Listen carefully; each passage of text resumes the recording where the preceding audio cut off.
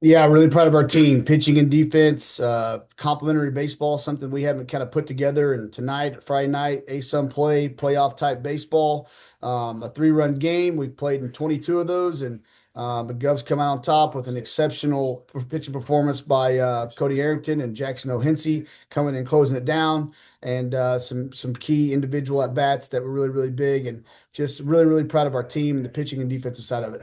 Coach, starting off, how does it feel opening up this home series with a win against the second place team of the division? Yeah, it's awesome. I mean, listen, they're a well-coached team. Coach Roland's done a phenomenal job over there this year. They got good pitching staff. They got good hitters. They got some guys healthy, and so they got a good catcher. And so, listen, it's going to be a competitive Saturday, no doubt about it. But again, it's always good to win on Friday in conference play, especially at home when you got your ace going and Cody Arrington, and both sides only use two pitchers. I think that's really important when you're trying to manage a bullpen for the weekend, and just really like the sense of urgency we had there in the fifth inning. And they had a couple solo shots there, and nobody panicked. We kind of just stayed in it, and so really proud to see that, which is great.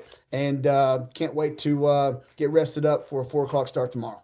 Yeah, going off that with Arrington allowing the pair of solo shots in the first and second, he only allowed 4 hits to the first 3 frames. Yeah. And tonight he threw a career high 8 innings.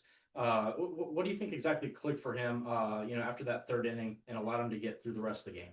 Listen, he's again coming back from the injury last year. Every week he's just continued to get better and better. And the last 2 weekends have been his best. And what he's turned into doing is becoming a complete pitcher. He's throwing a 3 pitch mix tonight. He held runners. He picked a guy off. Him and Trevor Conley threw a guy out at second base. Listen, he's had to kind of pitch and learn his craft and overcome a little adversity. And, again, it's been really good. And they got a good lineup and a good team. And they can get you a lot of different ways from the long ball to, putting the ball on the ground, whatever it may be. And so I just think, again, he's just really confident and he's feeling good. He's healthy. And again, we good pitching leads to good defense. We made some really cool plays behind him, and really good play by Andres Matias and Cole Johnson there on the 3-hole hitter that kind of chopped it up the middle. And so just really good night. Proud of our pitching and defense, our coaching staff being prepared for a little bit of the switch on the starting pitcher tonight late.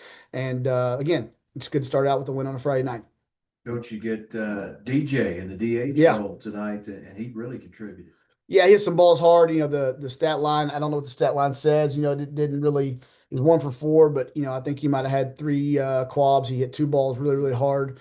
Listen, DJ's a great player, and he's kind of come on a little bit with the bat, and had a great last weekend on Sunday pitching for us. But he's a good player. We got good players. Him and Huey kind of alternating that DH spot a little bit, and again he was phenomenal. And again, he put some again having that type of weapon, him Proctor and DJ in the 9-hole right there. That's a 8-9 punch. Turn it over to Paris and Z and Ray Velasquez. So yeah, really proud of him being ready, just staying ready for his moment.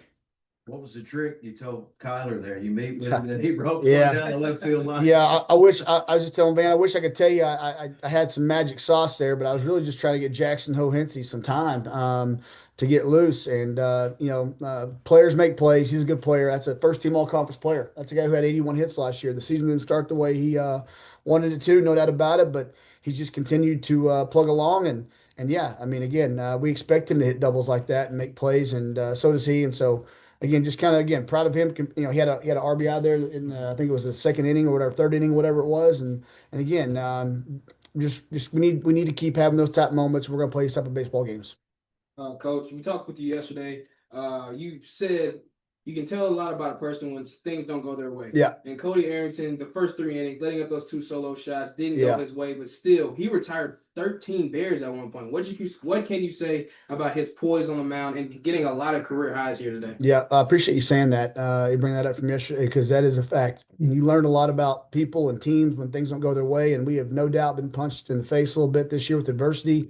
And our guys continue just to move forward and see the positive and listen to their self-talk that's right. For that kid, I mean, shoot, that kid's from Tupelo, Oklahoma, man. That kid graduated with 12 people in his high school class, no stoplight in the county. I mean, a little adversity of a guy hitting a couple homers. Shoot, that ain't no thing to him. Guy's coming off a Tommy John surgery. He was tremendous in his rehab and his preparation to get to this point. The guy works hard, but between starts, the guy does everything right off the field, from how he sleeps, how he eats, how he prepares to pitch, and how he's going to recover after he pitches.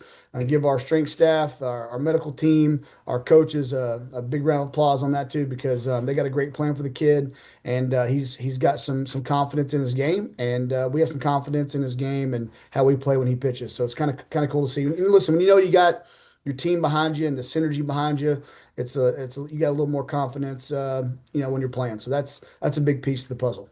Coach Cole Johnson in that fifth inning, a big 2-run Yeah. double to extend the lead to 5-2. What can you say about him, and what can you say about his performance going into tomorrow? It's a guy who won a championship last year. A guy who was the ASUN Freshman of the Year. A guy who was a first-team freshman All-American.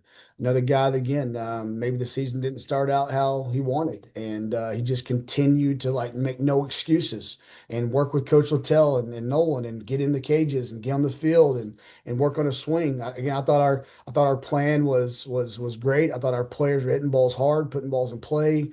Again, I like the way we played. I mean, you look at even Paris Prison hits a fly ball. A lot of guys would just stop at first base. The guy run hard, and he's at second base. He's in scoring position. So, listen, we got a lot of different ways to score runs and a lot of different ways to give ourselves opportunities. But again, that's a well coached team. They'll be amped up, ready to play tomorrow, and looking to even the series. And we'll be excited to get after it with them. All right, Coach, we're excited for it. We'll see you out here tomorrow. Yeah, let's go, P. Bang.